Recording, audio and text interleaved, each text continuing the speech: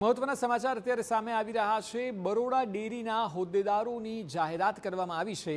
Chairman તરીકે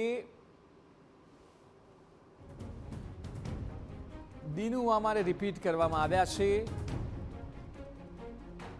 બરોડા ડેરીના હોદ્દેદારોની જાહેરાત વાઇસ ચેરમેન તરીકે જીબી સોલંકી રિપીટ કરવામાં આવે છે। ચેરમેન અને વાઇસ ચેરમેન પદે કોઈ બદલાવ નથી।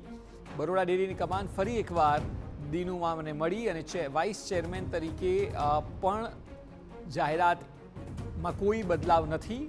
ચેરમેન અને વાઇસ ચેરમેન યથાવત રહેશે। ચેરમેન તરીકે દીનુ વામાને રિપીટ કરવામાં આવ્યા છે, જ્યારે કે વાઇસ ચેરમેન તરીકે જીબી સોલંકીને રિપીટ કરાયા છે।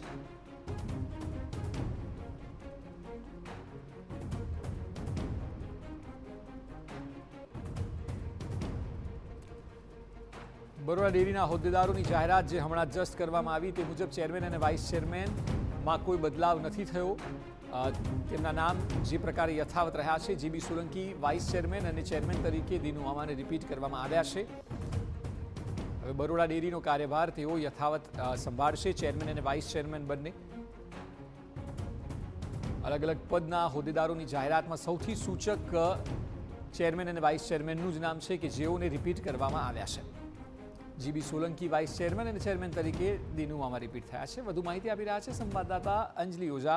અંજલિ, જે હોદ્દેદારો પર સૌ કોઈની નજર હતી, ચેરમેન અને વાઇસ ચેરમેનને રિપીટ કરવામાં આવે છે, આપ જણાવો ગણિત શું કહે છે?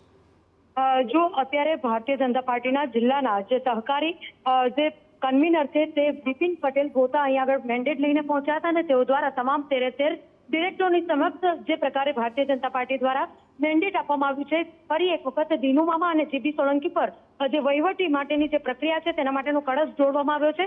અગાઉ દીનુ વામા અને જીબી સોલંકી દ્વારા અગાઉ પણ પ્રમુખ અને ઉપપ્રમુખ રહી ચૂક્યા છે, ત્યારે તેમના વહીવટકાળ દરમિયાન પણ અનેક પ્રકારના સવાલો આ સમગ્ર જે તેમની સત્તા હતી તે દરમિયાન પણ થયા હતા। ફરી એક વખત જ્યારે તેમના પર પસંદગીનો કળશ જોડવામાં આવે છે, 24 કલાક પહેલા જ 5થી વધુ જે મંડળીઓ છે પ્રમુખ ઉપપ્રમુખ સહિતની તે તમામ દૂધ મંડળીઓને નોટિસ પણ આપવામાં આવી હતી। અગાઉ પણ નોટિસ આપવામાં આવી હતી। બરોડા ડેરીની ચૂંટણી પૂર્ણ થયાના 3 મહિના બાદ આજે પ્રમુખ અને ઉપપ્રમુખના નામની જાહેરાત થઈ છે, ત્યારે હાલ જે સામાન્ય સભા છે બરોડા ડેરીની તે મળવા જઈ રહી છે ને તેની અંદર તમામ જે પ્રમુખ અને ઉપપ્રમુખની જે વરણી થઈ છે તેને લઈને જે ભારતીય જનતા પાર્ટી દ્વારા જે પ્રમાણે મેન્ડેટ આપવામાં આવ્યું છે તેને લોકોએ સ્વીકાર્યું છે અને તેની સાથે જ જે બરોડા ડેરીનો જે વહીવટ છે ફરી એક વખત દીનુ વામા અને જીબી સોલંકીના હાથમાં મળ્યો છે।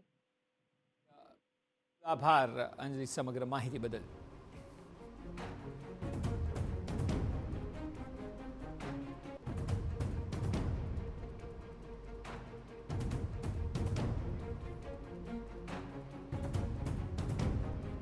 ચેરમેન તરીકે દીનુ વામા અને વાઇસ ચેરમેન તરીકે જીબી સોલંકીને યથાવત રાખ્યા છે। હવે તેઓ બરોડા ડેરીનો કાર્યભાર સંભાળશે। જે વખતે મેન્ડેટ જાહેર કરાયું તે સમયના આ દ્રશ્યો